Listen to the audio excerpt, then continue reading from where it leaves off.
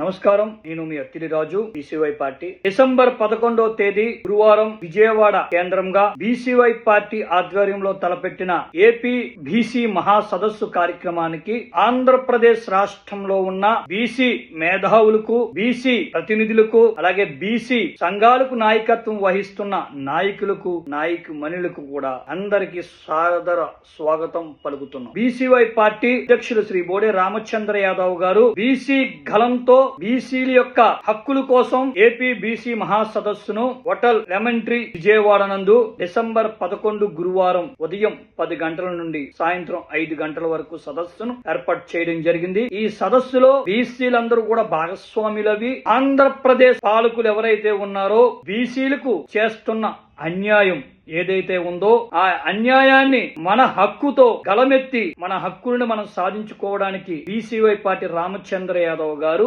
ముందడుగు వేశారు. వారి నాయకత్వంలో మనమందరం కూడా కలిసి కదిలి మన గళాన్ని విప్పాలని మీ అందరికీ విజ్ఞప్తి చేయడం జరుగుతుంది. ఈ రోజున ప్రధానంగా బీసీలనగా 139 సామాజిక వర్గాలు కుల వృత్తులతో అలాగే చేతి వృత్తులతో ఉన్న భాగస్వాములైన ఈ యొక్క వర్గాల ప్రజలకు అమరావతి రాజధానిలో భాగస్వామ్యం చెయ్యాలని, అలాగే కూటమి గవర్నమెంట్ అధికారంలోకి వచ్చే ముందు ఏదైతే ప్రధాన హామీగా ఇచ్చిందో బీసీ చట్టాన్ని, రక్షణ చట్టాన్ని తీసుకొస్తానని చెప్పిన ఆ అంశాన్ని కూడా త్వరితగతిన అమలుపరచాలని, అలాగే బీసీలకు జనాభా ప్రాతిపదికన 44% రిజర్వేషన్లు కల్పించాలని, అలాగే బీసీలకు ఈ సామాజిక వర్గాలకు రాజధానిలో 1000 ఎకరాల భూమిని కేటాయించి వాళ్ళ అభివృద్ధిలో భాగస్వామ్యం చెయ్యాలని ప్రధాన డిమాండ్స్ గా తీసుకొచ్చిన రామచంద్ర యాదవ్ గారికి ధన్యవాదాలు తెలియజేస్తూ ఈ యొక్క డిమాండ్స్ ఏపీ బీసీ మహా సదస్సును విజయవంతం చేయడానికి ఆంధ్రప్రదేశ్ లో బీసీల యొక్క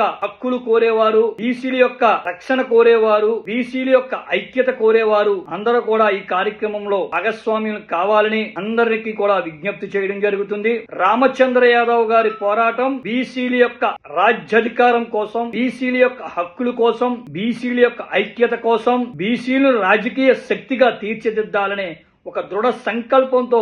ఈ రోజున రామచంద్ర యాదవ్ గారు ఆంధ్రప్రదేశ్ లో ప్రతి ప్రాంతాన్ని సందర్శించి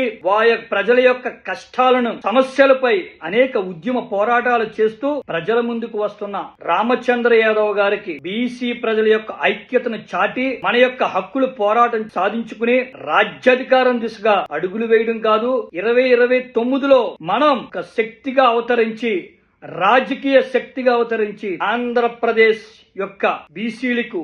ఉన్న అన్ని రక్షణ హక్కులను, ఆర్థిక సామాజిక హక్కులను పొందే విధంగా మనం అందరం ముందుకు వెళ్దామని మీ అందరికీ తెలియజేస్తూ, మీ అందరికీ కూడా పేరు పేరున ప్రముఖ నాయకులందరికీ కూడా, బీసీ సంఘాల ప్రతినిధులకు, బీసీ సంఘాల